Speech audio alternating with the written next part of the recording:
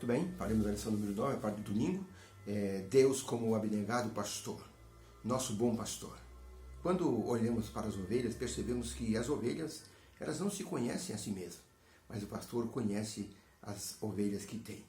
Por isso, um pastor do Oriente disse que se os seus olhos fossem vendados, ele poderia, pelo tato, conhecer cada ovelha do seu rebanho. E se houvesse uma ovelha que não fosse do seu rebanho, ele conheceria. Isso mostra intimidade. Uma intimidade que está retratada pelo salmista ao falarem de Deus. Deus, um pastor que nos conhece na intimidade. Por isso, os salmistas colocavam Deus assim de uma forma muito pessoal. A pergunta número 1 da lição número 9, da parte do domingo, diz assim: como o salmista fala do relacionamento entre Deus e seu povo? Aí nós chegamos no famoso Salmo 23. O Senhor é meu pastor e nada me faltará. Deitar-me faz em verdes pastos. Guia-me mansamente as águas tranquilas. Refrigera a minha alma. Guia-me pela vereda da justiça por amor do seu nome. Ainda que eu andasse pelo vale da sombra da morte, não temeria mal algum, porque tu estás comigo. A tua vara e o teu cajado me consolam. Prepara uma mesa perante mim na presença dos meus inimigos. Unges a minha cabeça com óleo e o meu cálice transborda. Certamente que a bondade e a misericórdia me seguirão todos os dias da minha vida e habitarei na casa do Senhor para todo sempre. Essa expressão, a primeira e a última, são marcantes. O Senhor é meu pastor, nada me faltará. Certamente que a bondade de Deus, do pastor, e a misericórdia me seguirão todos os dias da minha vida e habitarei para sempre na casa do Senhor. Esse é um desejo santificado do salmista. Ainda no Salmo 28, verso 9, salva o teu povo, Senhor, porque o Senhor é o pastor de Israel. Apacenta-os e exalta-os para sempre. Salmo 80, verso 1, tu que és o pastor de Israel, dá ouvido, Senhor, que guias o teu povo como o Senhor guiou José, como se fosse um rebanho, o Senhor que se assenta entre os querubins e resplandece com a tua glória. Salmo 78, verso 13, assim nós somos o teu povo e ovelhas do teu pasto. Te louvaremos eternamente, de geração em geração, cantaremos os teus louvores. Salmo 100, verso 3, sabei que o Senhor é Deus e que Ele nos fez e que nós não somos de nós mesmos, nós somos ovelhas do seu pasto. Então a pergunta, como o salmista fala do relacionamento entre Deus e o seu povo? A resposta é, o salmista admite Deus como um bom pastor e nós como as suas ovelhas que Ele cuida e protege. Esse é um relacionamento amoroso e paternal entre Deus e os seus filhos. E isso é mostrado como aquele que cuida de suas criaturas frágeis, como um bom pastor tem cuidado de suas ovelhas. A ovelha é o animal mais frágil que existe. Ela não pode cair na água, senão ela morre afogada. A sua lã encharca. O pastor tem que levar as águas tranquilas. É o pastor que escolhe o regato onde elas vão beber. É o pastor que assobia. É o pastor que prova da água primeiro, antes que as ovelhas bebam. É o pastor que leva a pastos verdejantes e fica atento com a aproximação de animais ferozes. Isso se chama relacionamento e cuidado paternal. Pergunta número 2. Qual é a forma que Jesus se identifica na relação com o seu povo? João 10, de 11 a 15, diz o seguinte: eu sou o bom pastor, e o bom pastor dá vida pelas ovelhas, mas o mercenário, ele vira o lobo, e ele deixa as ovelhas e foge, e o lobo toma conta das ovelhas.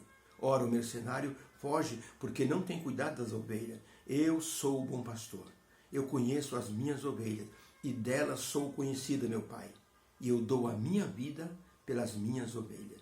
Então a pergunta é, como Jesus se identifica com relação ao seu povo? Resposta, Jesus se mostra como o bom pastor, que dá vida por suas ovelhas, cuidando dela e defendendo-a dos ataques do inimigo, e por fim, morrendo ou dando a vida para salvá-las. Jesus era carpinteiro de profissão, mas Jesus era pastor de ovelhas por vocação. Ele não podia ver um pastor se aproximando com suas ovelhas, que o seu olhar se voltava para aquela figura do bom pastor. E por isso ele dizia, eu sou o bom pastor. Ele era pastor de ovelhas por vocação. Era carpinteiro de profissão. Mas a figura de um pastor sempre atraiu assim a atenção do Senhor Jesus. Ele chega até a fazer uma comparação entre ele e os mercenários, Ele diz, o mercenário foge, o mercenário não cuida, mas eu dou a vida pelas minhas ovelhas. E deu mesmo. Ele se tornou o bom pastor de fato e de realidade. Ellen White escreveu o seguinte, Jesus é o bom pastor. Cuide de suas ovelhas fracas, enfermas e desgarradas. Conhece-as tão bem que quando chega um brado de socorro aos seus ouvidos, ele corre para prestar socorro às suas ovelhas.